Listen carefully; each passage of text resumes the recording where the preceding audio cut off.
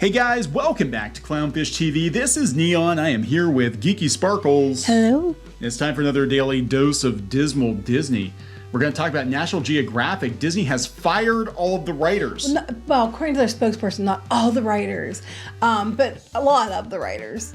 Yeah, man, this is bad because National Geographic is basically becoming a travel brand now. This is a magazine that has been around for over 100 years. They said it was one of the most widely read magazines in the United States. Everybody knows National Geographic, and now it's just a Disney IP, just like everything else they touch. Same with it's on Disney Plus, National Geographic Channel, and it was by Disney now. They got it with Fox, with the Fox acquisition, and now they're just turning National Geographic into just a travel tab or a Disney Plus tab. God, everything Disney touches turns to crap. I mean, it does. We're going to talk about this and kind of, where journalists are just in general. We've done multiple videos about it, talking about gaming journals and stuff that, it is becoming very, very hard to make a full-time living writing about the things that you love, especially when your company is owned by Disney. Yeah, so more layoffs. Yeah, more layoffs. So let's talk about this before we get into it any further. Please subscribe for more pop culture, news, views, and rants. Guys, you'll get a woohoo if you do. Woohoo! So you put this up on Pirates and Princesses. Right. I saw it yesterday on Deadline, but tell me how many people are getting gone. 19, as far as I know. Apparently, the magazine's around for 135 years. It's insane. And it's known, and people brought up in the comments too, it's known for these big, in-depth, things that they send these writers out for months on these expeditions and things. Yes. Yeah. Well, guess what? Now it's going to be freelancers. And people were like, in the comments, they brought up a good question. They said, how do freelancers get money to fund month-long expeditions to write and photograph the in-depth stories like staff used to do? And then someone said so they got maybe they can hitch a ride on National Geographic Expeditions, another Disney division, which we're going to talk about, which is what, National Geographic, they acquired it with Fox, and now they're turning it just into another effing Disney brand. It's like, what it reminds me of was when our daughter was little, she loved little pet shops. So every time she'd get any toy ever, any doll, whatever, if they came with accessories, they all went into the pet shop bin. Yeah. Like she'd pick and choose from each thing what she wanted to play with her pet shops. And she might toss the doll, but then keep all the accessories to play with her pet shops. And that's what this reminds me of, but just in a corporate Disney way. Yeah, Disney breaks all the toys it buys eventually. Yeah, it tosses out the stuff the main things people want just to keep, something to make them money. 135 years, Yeah. One of the most well-regarded, widely read magazines on the planet, and they're just going to turn it into an ad for travel. Yeah, there's freelancers now. Which, to be fair, we've talked in depth about a lot of publications, laying people off and going freelance or just laying people off in general, because staff writers can be very expensive. But in this case, the staff writers were very specialized. Yes, so they can't easily be replaced.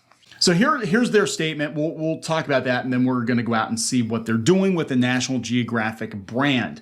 According to Deadline, a National Geographic spokesperson indicated that editors and some writers do remain with the publication, and the removal of so many staff writers will somehow not impact the publication. National Geographic will continue to publish a monthly magazine that's dedicated to exceptional multi-platform storytelling with cultural That impact. was written by Disney. As soon as you get multi-platform or synergy or whatever, some Disney suck-ass wrote it. Staffing changes will not change our ability to do this work. Bullshit. But rather give us more flexibility to tell different stories and meet our audiences where they are. Across many platforms. Uh-huh.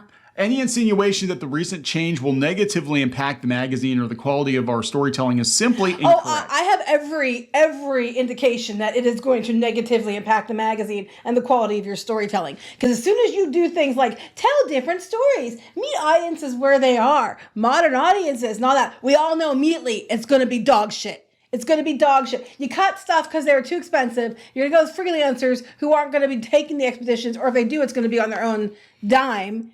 And cheaper for you, less overhead for you. Yeah. I mean, everybody's cutting back, but this is National Geographic. Like, if there were a handful of publications that should be preserved. That was evergreen. That were evergreen, that should be preserved intact, National Geographic is absolutely one of those. But I mean, even Time Magazine now is owned by the Salesforce guy. And which Disney's we brought gotten up. into that, too. Yeah, that's why I think they keep kissing Iger's ass in Time Magazine. Disney story after Disney story. Why do you think? So yeah, so here's the thing. Now that Disney has the brand, they're using it on their Adventures by Disney, which are their very high-end, very expensive travel excursions. I mean, these things go up to $100,000. You know, That's still cheaper than the new Disney one. That's $119,000, and it's like 20 some days, and you go to every Disney theme park in the world. oh my God. So they have National Geographic expeditions, which I think they were doing these before. Here's one They for were, 100,000. but now Disney's going to go with that. Yeah, so this is on Adventures or the Disney Vacation Club, National Geographic Expedition. So for 134 years, National Geographic has sent explorers across continents. Now you can pay for that experience too. Once upon a time, they sent explorers. Now we're going to see some freelancers. Now we're just going to... No, here's the best thing. You can get a deal. You can get a price break on your vacation if you take pictures and write a story about it for National Geographic. God, this is insane. So yeah, I mean, look, these trips are not cheap. Adventures by Disney. I mean, even a basic Adventures by Disney trip is thousands of dollars. Per person. Yeah. And they are targeting, obviously 6-figure plus household incomes.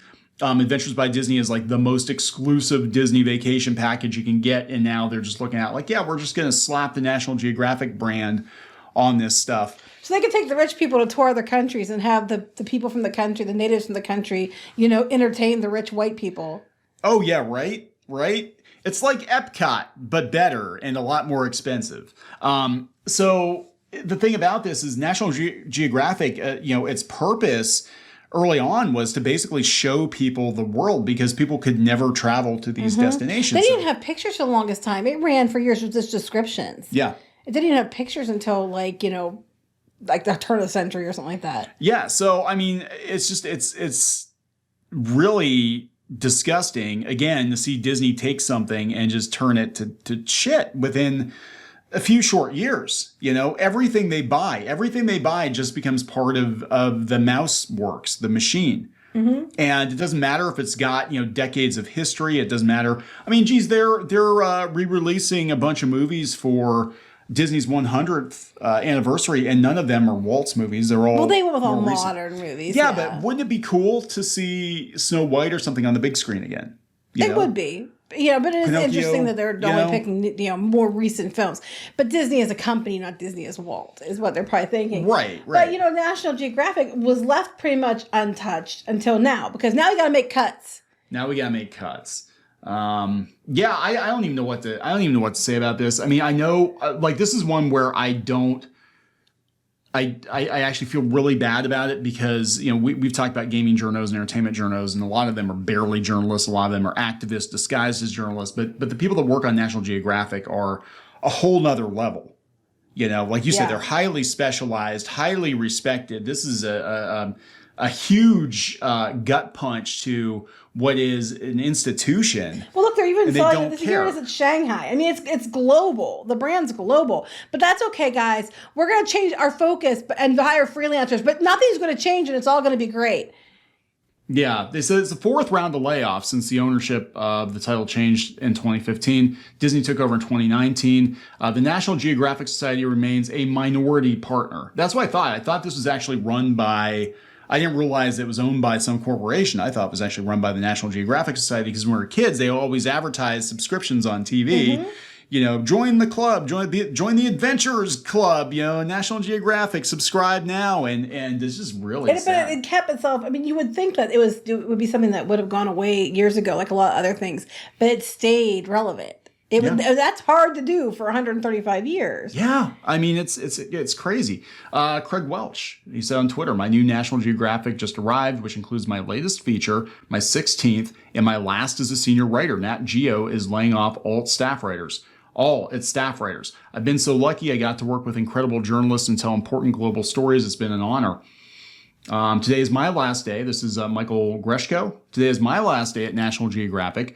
The magazine is parting ways with its staff writers, including me. I'm so grateful for the opportunities I had over the past 7 years. To everyone who read my stories, thank you from the bottom of my heart. On to the next. Well, they're probably going to still hire them for freelance, but I mean, if they'll put up with it. It's like, hey guys, how would you like to be a personality? Like, we're going to get you and like Josh Gates, and we're going to go on like an Adventures by Disney tour and go do that. Yeah. And it's going to be like $100,000 around the world trip. But here's another one. They all seem to say that they were given a formula. National Geographic is laying off its staff writers, including me. They all start with that.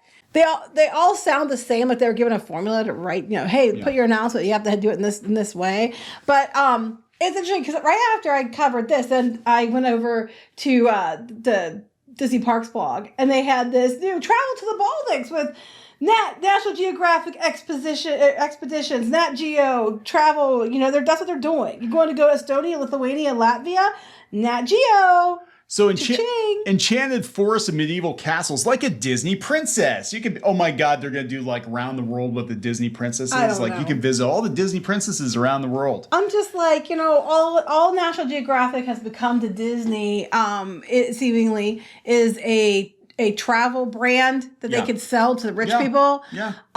Or a tab on, their streaming service. Yeah, and that's just really sad. It's really sad to see. I mean, we're going to see more and more consolidation of media. We're going to see more print publications shut down or change. But it's just Disney doing it the Disney way. Is they gut it. They take what they want. They take the brand and then they. Well, look here. This sums it up. Okay.